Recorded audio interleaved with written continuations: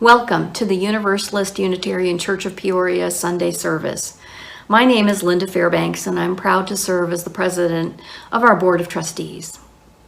Our church has been the home of progressive religious tradition in the Peoria area for 177 years. Here you will find members and friends whose positions on faith are drawn from varied religious beliefs: Jewish, Christian, Buddhist, humanist, atheist, or agnostic. But what unites us is a commitment to the practice of free religion, with 7 principles which we hold as strong values and moral guides. The first of these principles is the inherent worth and dignity of every person. Learn more about all of the principles and what it means to be you at peoriauuchurch.org or find us on Facebook. If this is your first visit with us, you catch us at an important moment in our story. This is the month we welcome a new minister, our first new settled minister in 28 years, following the retirement of the esteemed Reverend Michael Brown. Our new minister is Reverend Jennifer Innes, and we are excited to begin our journey with her. Most Sundays in the summer months, in June through Labor Day, we feature informal services highlighting topics brought forth by members of the congregation. That will be the case today and next Sunday. In the spirit of getting to know one another as soon as possible, Reverend Jennifer will break with tradition, and she will join us on August 16th and August 23rd. We thank her for starting early this church year in an effort for us all to get to know each other right away. Watch The Builder for further updates on upcoming worship services. I welcome you to this time together, and I hope you enjoy this lay-led service. We miss seeing each other in our beautiful church and among our beautiful trees in our great grove. These services do help us keep in touch during the pandemic and sustain our spirits in this challenging time. I hope you are all safe and well. Circle round for freedom, circle round for peace, for all of us imprisoned, circle for release, circle for the planet, circle for each soul, for the children of our children. Keep the circle whole. Circle round for freedom, circle round for peace, for all of us imprisoned, circle for release, circle for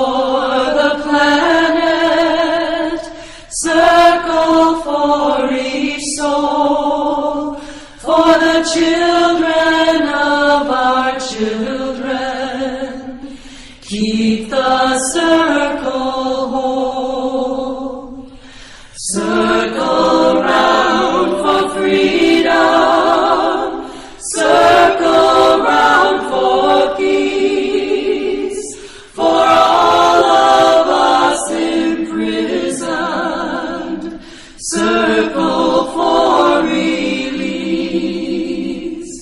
Circle for the planet. Circle for each soul. For the children of our children. Keep the circle whole. Opening words, happiness, one day at a time. Like waves on a beach, feelings come and then they go. I do not cling to one feeling in particular. Instead, I let come and then let go. Sometimes I feel sad, melancholic, or angry. These feelings emerge suddenly. I let them come and then go without any great concern. And when they go, calmness returns. I have learned not to resist feelings. I embrace them. I welcome them. We are Unitarian Universalists. This is the Church of the Open Mind. This is the Church of the Loving Heart. This is the Church of the Helping Hands. This is our church. Good morning. Right now, I'm feeling happy to be sharing with all of you. I love feeling happy. It makes me feel all warm and bright inside. Of course, I'm not always happy, and that's okay too. Sometimes I feel angry at people that I think are treating me badly, angry at problems in the world that I wish I could fix, and that anger gives me the energy to try to change those things. I think that every feeling we have is for a reason. They are one of the things that can help guide us in our lives if we just pay attention to what they might mean. Today I want to share a simple story with you about some of the emotions that we all feel at one point or another in our lives. It is called My Many Colored Days. My Many Colored Days by Dr. Seuss. Some days are yellow, some are blue. On different days, I'm different too. You'd be surprised how many ways I change on different colored days. On bright red days, how good it feels to be a horse and kick my heels. On other days, I'm other things. On bright blue days, I flap my wings. Some days, of course, feel sort of brown, and then I feel slow and low, low down. Then comes a yellow day, and whee! I'm a busy, buzzy bee. Gray day, everything is gray. I watch, but nothing moves today. Then, all of a sudden, I'm a circus seal. On my orange days, that's how I feel. Green days, deep, deep in the sea. Cool and quiet fish, that's me. On purple days, I'm sad. I groan. I drag my tail. I walk alone. But when my days are happy pink, it's great to jump and just not think. Then come my black days, mad and loud. I howl, I growl at every cloud. Then comes a mixed up day, and wham, I don't know who or what I am. But it all turns out all right, you see, and I go back to being me. Just like in the story, all of our lives are filled with many colored days. Days when we're feeling happy, sad, angry, peaceful, or some other way. If we can embrace all of the feelings that we have and celebrate them each as a part of who we are, we can enjoy the entire rainbow of what it means to be human. So be it. Good morning. My name is Shar Ricky. As a member of our caring committee, I'm with you today to share the joys and sorrows of our friends and members. We extend our sympathy to the friends and family of Dennis Harvey, who passed last Thursday, July 23rd. Dennis was a longtime member of our church and will be greatly missed by many. We send healing wishes to Jason Fott, who has been ill, and also to Anna Marie Newmiller, who is home recovering from a surgery. We wish for complete, speedy recoveries for both Jason and Anna Marie. And we celebrate with Carol and Terry Glenn as they welcome great-grandson Tucker Myers, born to Tracy and Zach Myers. A birth in our community brings hope to all of us. Please hold these joys and sorrows in your hearts during the week ahead, and remember that our community is filled with both joys and sorrows. These are only the spoken ones. We know there are others we are unaware of. If you have a joy or a sorrow you would like to share with us, please send a note to caring@peoriauuchurch.org. Call me at the number in the directory, or join us on Zoom Wednesday nights at 7:30. Take care. Hi, for those of you who don't know me, I am Mary Keister, and I am here to share with you this morning a little bit about emotional intelligence. And I wanted to give you a little bit of my backstory so you understand. I have, for most of my adult life, have worked with children. I have been a preschool teacher, a kindergarten teacher, and I've also worked a couple years in social work. So I've done a lot of research, and I've really put a lot of these skills in my life on how to teach emotional intelligence to children and what emotional intelligence looks like in adults. So I'm going to talk to you a little bit about what emotional intelligence is and their 5 components, and then we're going to go on an interesting journey and talk about emotional intelligence and how they're represented in children's movies, because children's movies these days are really stepping it up when it comes to quality entertainment for kids. I learned things from them. It's really impressive. So first, let's talk a little bit about emotional intelligence and what it is. Emotional intelligence is the ability to understand other people and what motivates them and how to work cooperatively. It is something that can help to be a factor in happiness in your life and work success and those types of things. Emotional intelligence is really important, and they say there are 5 main categories for emotional intelligence. The first one is self-awareness, and that's the ability to recognize emotions in yourself as they're coming up and evaluate these emotions as they happen. And this can lead to better emotional awareness, and it can also lead to better self-confidence, because if you know what those emotions are inside, you're more able to deal with them, which leads to the second category, which is self-regulation. And this is the ability to notice those emotions and also control them. It's whether it's having the tools that you've taught yourself to handle, like going on a walk or meditating, or different things to handle the negative emotions so that they don't become overwhelming and can damage your relationships. This can lead to a stronger sense of self-control, and it can also lead to, believe it or not, trustworthiness. Because if people know you and know what to expect from you, and you're not someone who flies off the handle, they can trust you. If you're someone who says they're going to do something and does it, that leads to trustworthiness, and that stems from self-regulation.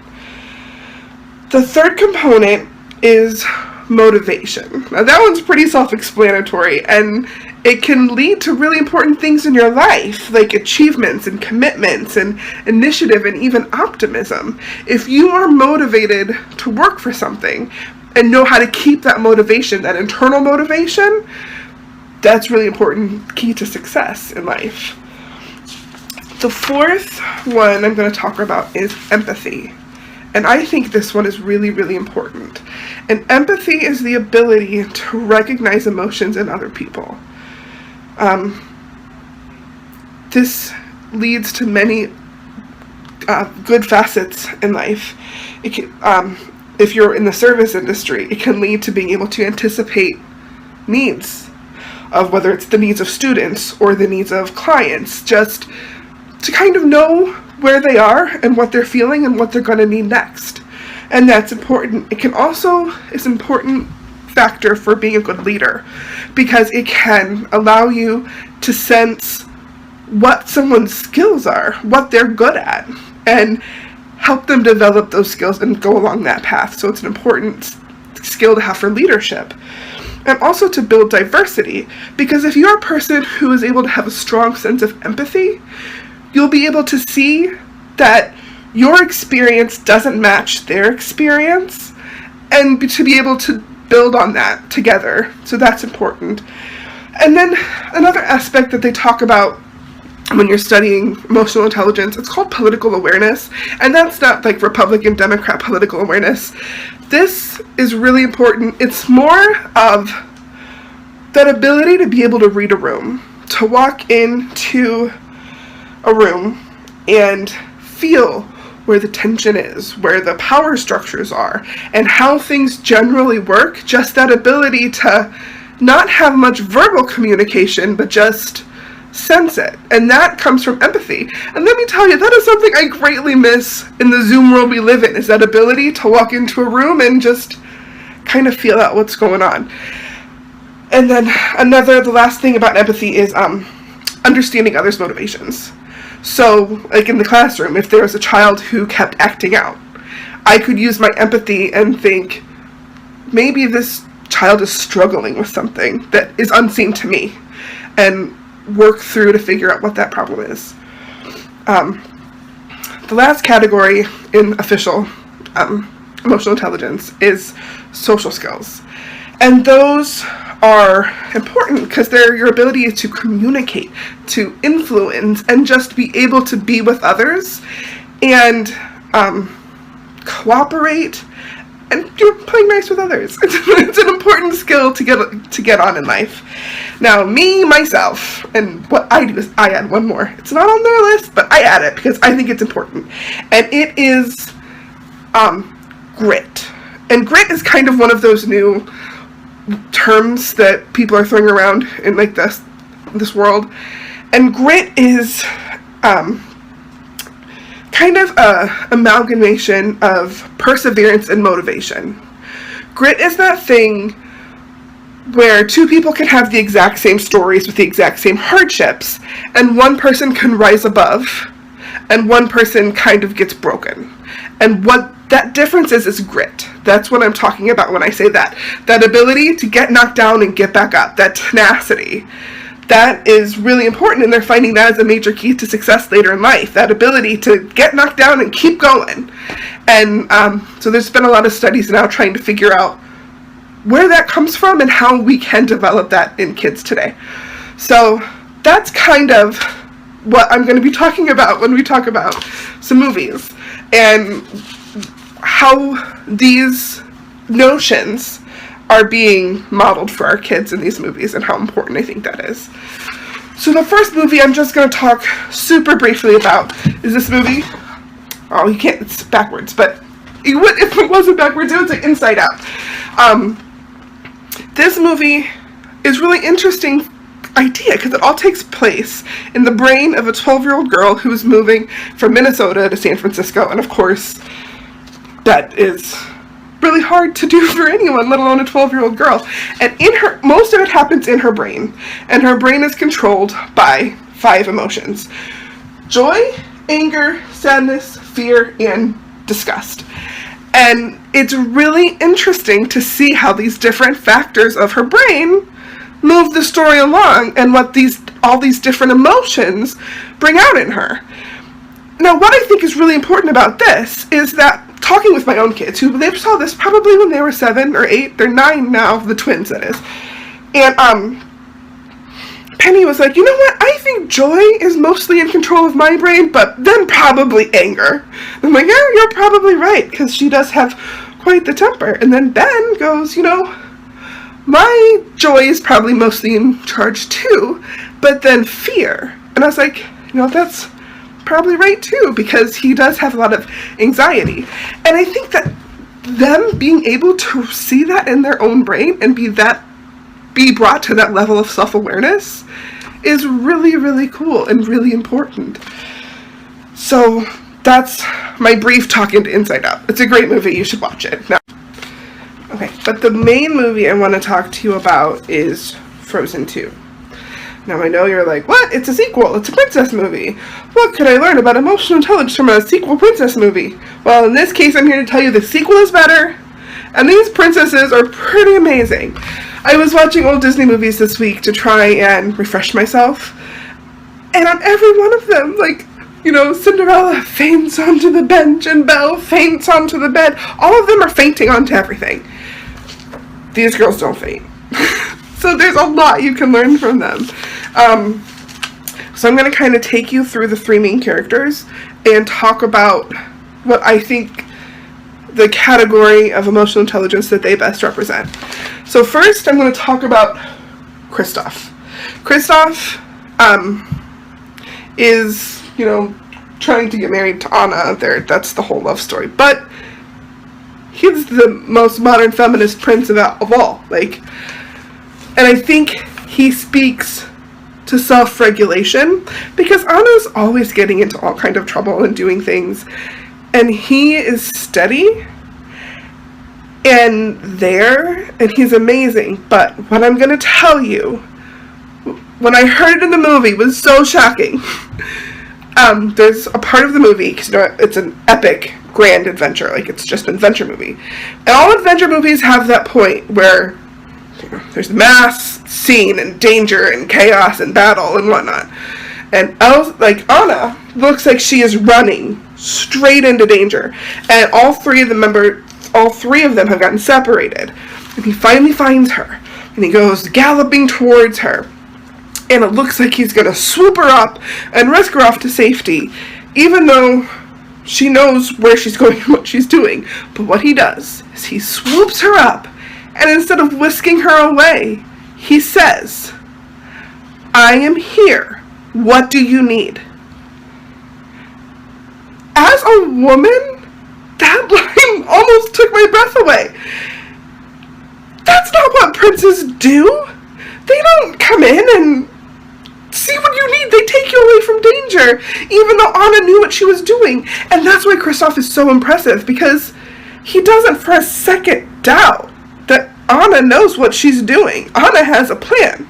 He says, "I am here. What do you need?" And that's groundbreaking. And another one of his lines, which I think is really important, comes later in the movie. And it's just, I think, also calls back to his self-regulation, because, you know, Anna ran off to try and save her sister and be in this battle and all of these things, and kind of left him. And he spent most of the movie trying to get to her. And so at the end of the movie, she goes to apologize, and he stops her and says, "My love is not fragile. My love is not fragile." So often modeled for kids are relationships where someone is mad at someone and there's this miscommunication and everything blows up and people's feelings get hurt because they don't communicate. He is secure enough in himself and secure enough in who he knows Anna to be to say, "No, you don't have to apologize. My love is not fragile." That's amazing. And that's not something you often see modeled in Disney movies. So now I'm going to talk about Elsa. And if you don't know Disney movies, I'm sure you know Elsa and you know the song Let It Go from the first Disney movie. She's the one person with magical powers in her entire kingdom. And her journey in this movie is kind of an origin story and kind of how she got those powers.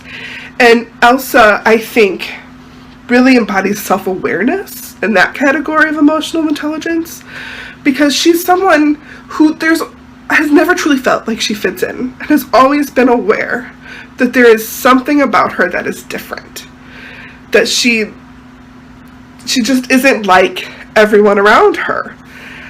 And so she goes on a journey to find out who she is. And I think a really important turning point in that journey is when she's singing the song, and she's singing about, are you the one I've been waiting for? Are you this?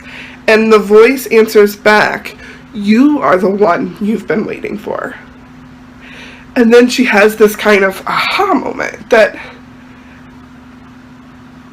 all of the power is in me. And I can be who I am, and I can be powerful, and I can be in my own skin and be who I am, and that's okay.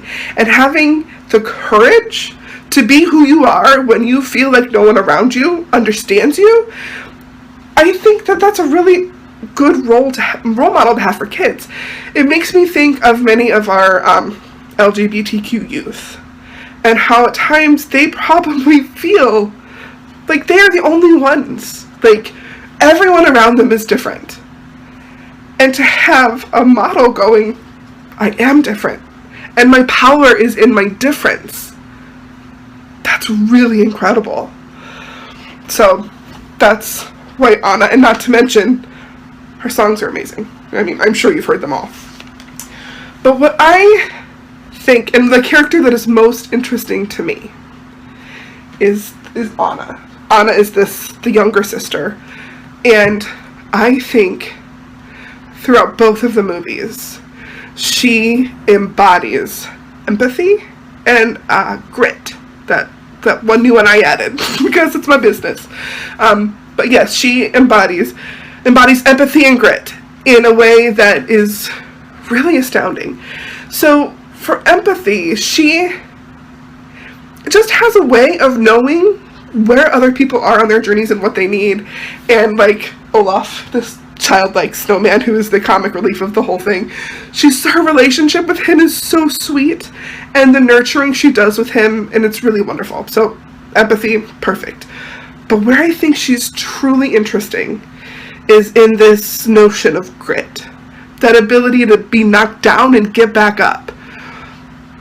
And I mean, she does this because Anna always runs into danger because she has that journey and that fight to find out who she is. And Anna's like, you don't have to do it by yourself. I'm here with you. And so she's always following her into not so safe situations. But what she does in this movie, there's one song that I think is so truly important for kids. And I'm going to read it to you, some of the lyrics right now, because I printed them out. And this is that point in the movie where you look around and everything has kind of fallen apart. That movie, all adventure movies have that moment where you look around and you're like, how can things ever be okay again? Like, how can we ever come back from this moment? It reminds me, if you're more of a Tolkien fan than a Disney fan, it reminds me of that moment when Samwise is like, how can things ever be okay after this? How can we go on? And then, he goes, you go through the darkness and you find the light. That whole Samwise speech. It reminds me of that, and it's the song, it's called Do the Next Right Thing. So I'm just going to read you some of the lyrics, so because they're just beautiful. So it starts with, I've seen darkness before, but not like this. This is cold, this is empty, this is numb. The life I knew is over, all the lights are out. Hello darkness, I'm ready to succumb. I followed you around, I always have, but you've gone to a place I cannot find. This grief, it has a gravity, it pulls me down. But a tiny voice whispers in my mind, you are lost, hope is gone, but you must go on. and do the next right thing. Do the next right thing. That's amazing. She goes on to, this part is also really interesting to me. She goes, I won't look too far ahead. That's too much to take. But break it down to this next breath, this next step, this next choice is one that I can make. So I'll walk through the night, stumbly walking towards the light, and do the next right thing. And with the dawn, what comes then? When it's clear that nothing will ever be the same again, I will make the choice to hear that voice and do the next right thing. That is an amazing message for children to hear. And I feel like that really embodies that grit. That embodies, yeah, I got knocked down. This is terrible. But what can I do right now? What step can I make to get back up and make it better? That's amazing. And, you know, in my work in social work, I had a lot of work in de-escalation. And the part where she breaks it down, you know, she even says, but break it down. This next breath, this next step, this next choice is one that I can make. That's almost verbatim what you learn in de-escalation training, when people are so caught up that they can't see what is in front of them. You have to help them to break things down into smaller chunks. You have to help them to see what they can do next.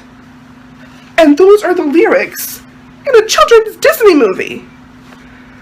That is amazing to me. Like, you know, the lyrics from when I was little, like wishing upon a star and hoping things will be better and waiting for your prince to come. This is not that. This is, you break it down and you go and you do the next right thing. Those are words adults need to live by. So it really is just astounding to me that is in a children's movie. And you know, it gives me hope. That's the point of what I've been trying to get with all of this, is that gives me hope for our kids. Because they're being modeled positive, healthy relationships and healthy self-relationships and emotional awareness. They're being given words in their subconscious to do the next right thing. I mean, I have 2 9-year-olds and a 5-year-old. When Frozen 2 came out, it played in my van for months. Like, it just was on repeat, these songs. Like, these songs are songs that are in their subconscious. And there is a song in their subconscious that will help them to move forward and do what's right. That's amazing. And then also, it gives me hope for the growth.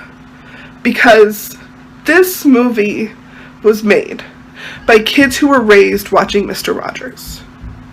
And Mr. Rogers was groundbreaking. Mr. Rogers, just on a base level, told kids it's okay to feel what you're feeling, and gave feelings names. He was the first person to really connect with kids on an emotional level. And that generation of kids is writing movies like this for kids. And the growth that the kids who grow up watching this movie and this movie, what are they going to be teaching their kids? It really does inspire me, because right now in the world, it really does feel that we are at a point, that point in the epic movie adventure of how could things go on? How can things be better? Look where we are. We are in the middle of a pandemic and racial chaos, and who knows what's happening. Like, we're at that point of how can things ever be okay again. But this movie, and these songs, and these characters can help us. they can help us to make the choice and hear the voice and do the next right thing. Thank you. Our closing words this morning are from David L. Weatherford. When children learn that giving is more rewarding than taking, when they learn that they can't control everything but that they are masters of their own souls, when they learn to accept people whose differences they fear, and that pleasure is found in the power of helping others, when they learn that the value of one's life is best measured not by possessions acquired, but by the wisdom shared, hope inspired, tears wiped, and hearts touched. When they learn that happiness and lasting contentment are not to be found in what a person has, but in what he or she is. When they learn to withhold the judgment of people, knowing that everyone is blessed with good and bad qualities. When they learn that every person has been given the gift of a unique self, and the purpose of life is to share the very best of that gift with the world. When children learn these ideals, they will no longer be children. They will be blessings to those who know them and worthy models for all the world's children.